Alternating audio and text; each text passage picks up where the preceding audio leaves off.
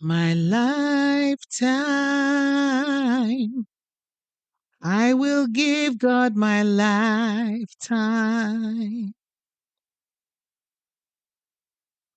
My lifetime, I will give God my lifetime. When I give Him my lifetime, He will take care of me. He will never, never let me down. When I give Him my lifetime, He will never, never let me down. When I give Him my lifetime, my lifetime, I will give God my lifetime.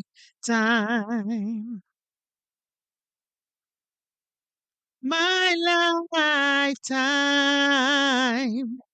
I will give God my lifetime. When I give Him my lifetime, He will take care of me.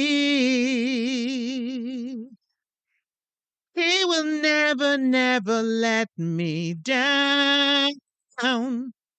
If I give Him my lifetime, He will never, never let me down. When I give Him my lifetime, He will never, never let you down.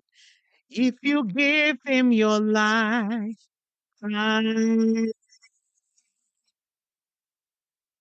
Welcome to this episode of Mercy Can Stop Her. I'm your host, Judith Cambia Obatusa, J.O. And we're continuing our conversation in season 8, walking together through faith in the mess. Last week, we talked about the 6 lessons that we learned from the life of Charlie Kirk, a life cut short. And before that week, the week before, we talked about the ministry of the in-between, how God is with us even when the promise has not arrived, when we feel stuck, when the next chapter doesn't even look like it's coming, not to talk of fully revealing itself. Today's episode, I want us to talk about something that's kind of linked to these other topics, which is letting go of the life you thought you'll have. You know, the life that we had planned from the beginning, and it didn't just go the way that we thought it would. Whenever I think about one of the lessons I learned from Charlie Kirk's life was that he applied to West Point Academy, military academy, and he didn't get in. And when he didn't get in, he started to do some other thing, which led to turning point. And that is what made him become well known. If he had gone to West Point, I don't think in 13 years, everybody would have been celebrating him because he would have been one of the many people that went to West Point. So the thing is, even if it didn't work out, today's episode, we're talking about letting it go, letting go of that life. I started the episode with that song, My Lifetime. I will give God my lifetime. It's a song that reminds me to let things go. If you're like me, you might have had many things in your life that you're looking back at and you're like basically regretting. Why did I not? Why did I? For many people, when they lose someone like their child, this is something they go through a lot. But it's not only in times of losing your child, of grieving the death of someone you love. It can be in any area of your life. It can be a job that you took. Why did I take that job? Why did I not take this other one? Why did I say yes to that relationship? So maybe if it was a dream, a relationship, a calling, like you started something and you didn't continue. Why did I let go? Or you started something and it's now a burden. Why did I even start it? Or even a version of yourself that you believed you would grow into. So when you were growing up, you had this dream of the life you were going to have, and it didn't turn out that way. You believed this is how life is supposed to go. For some of us, we are so sure that life is supposed to go a certain way. And now the script is crumbled in our hands.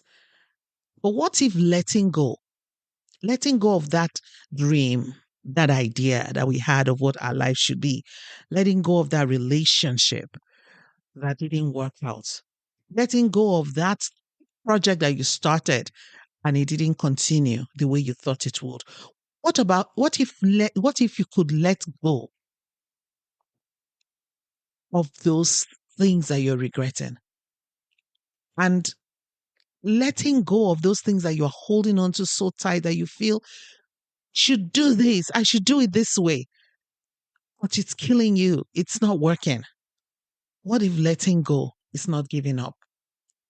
But actually, when you let go, you're making space for something you don't see yet.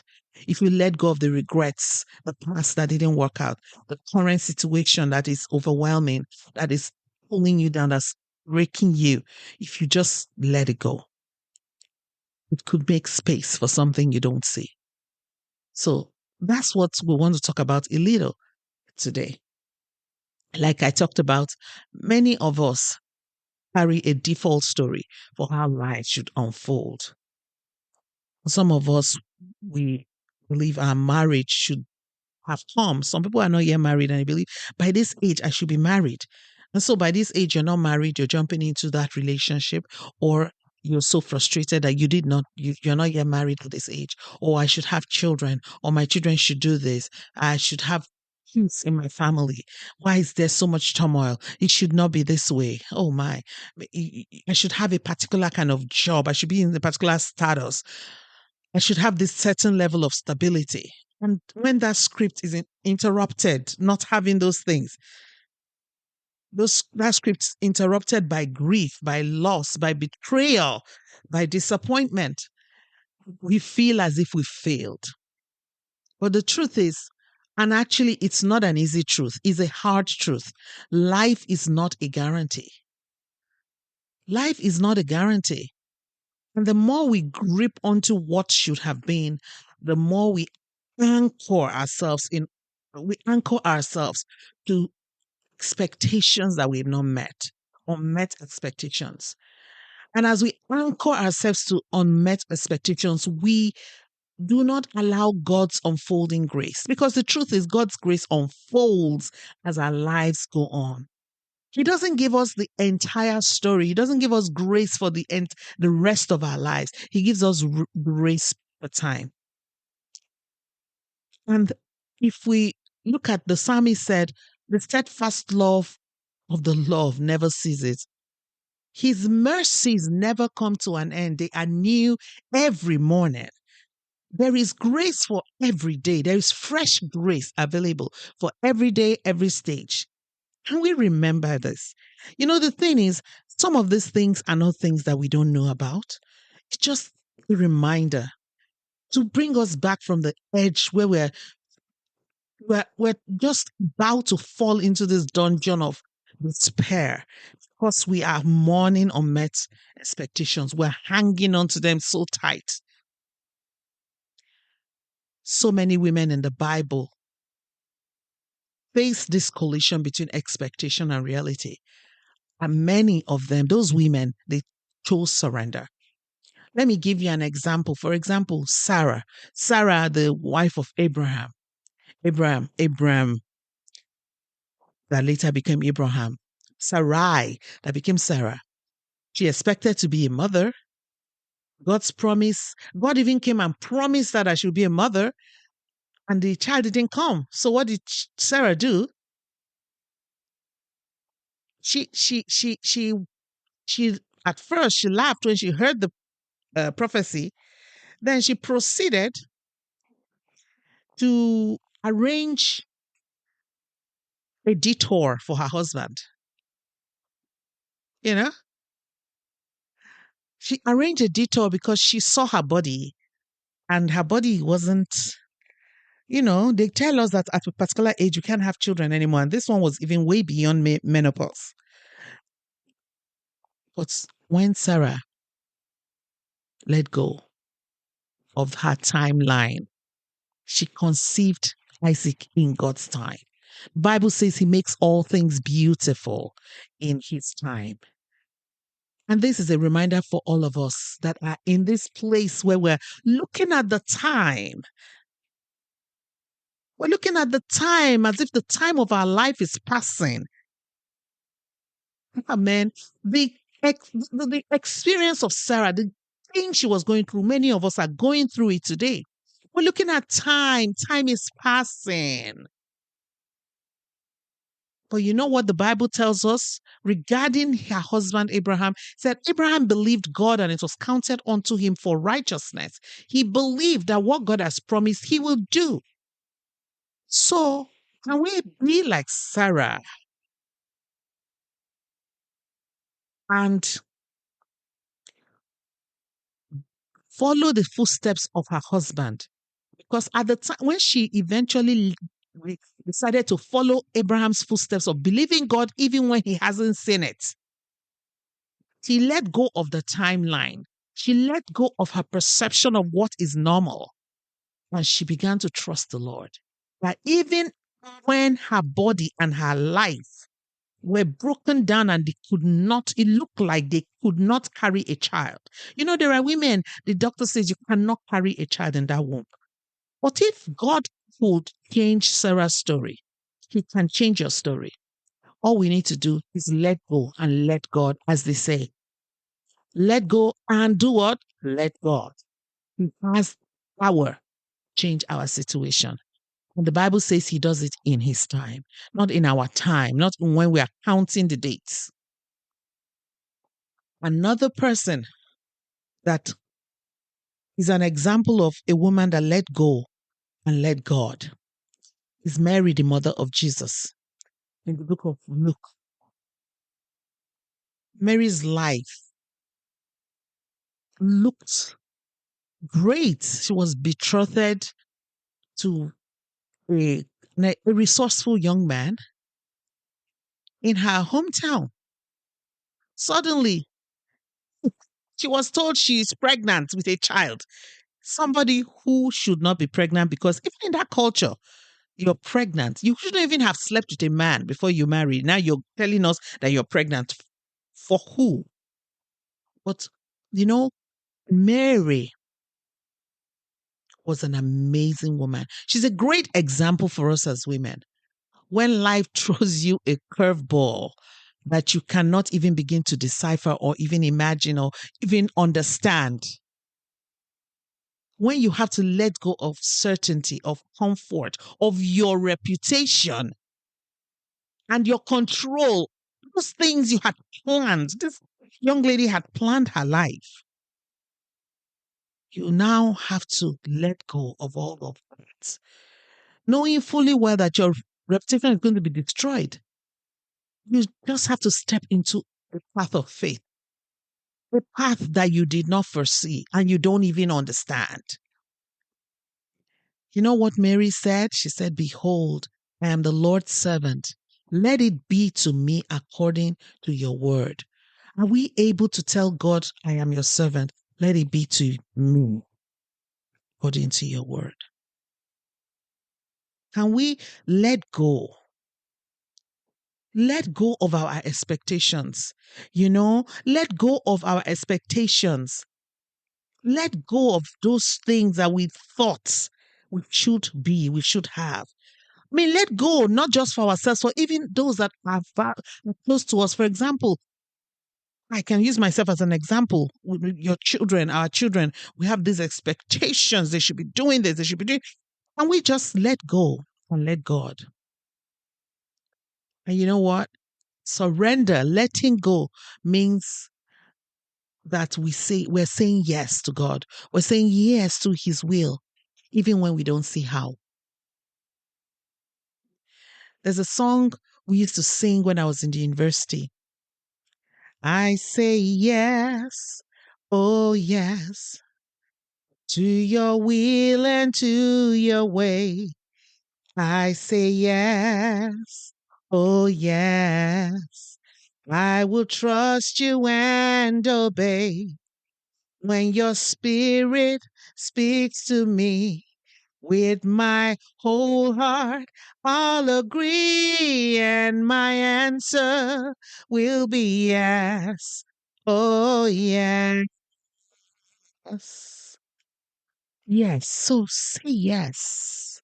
Yes to his will and to his way. Yes to God's will and to God's way. Yes to the what he wants from you. That is your faith in him. And to his ways that are not our ways, his ways that we cannot understand. Say yes to it. You see, one thing about when we say yes, we let go of what we thought was the way to go. And when we let go, we fight an invisible war inside. We fight war with the idea of the loss of our identity. If I don't become that thing I thought I would be, then what am I? Who am I? There is the war we fight with the fear of regret. What if this thing I'm letting go was the better path? We fight the invisible war with shame or guilt. That thing that makes us feel that we failed because we let go. And we fight the invisible war with loneliness in that empty space where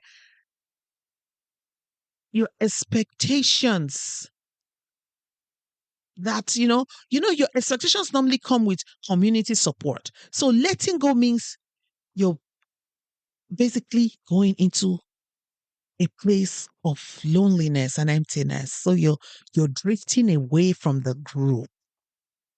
Yes, it is the reality. This is the reality of letting go. Sometimes you have to move away from the group. And it will just be you and your maker. Because at the end of it all, he is the one that makes a way where there seems to be no way. Man cannot do that. You know, man cannot do that. I just want to say a few things about this idea of letting go. You know, letting go means that you will have to go through some things when you're letting go. One of them is that you're grieving the loss of what you thought it should be, what you thought your life would be like. And you have to really come to terms with those things that you thought your life should be like. And ask yourself whether you were holding on so tightly that you formed your identity around them. Ask yourself whether this thing you're holding on to was a promise from God or from the culture. Many times we have a promise from the culture, the expectation of society for us.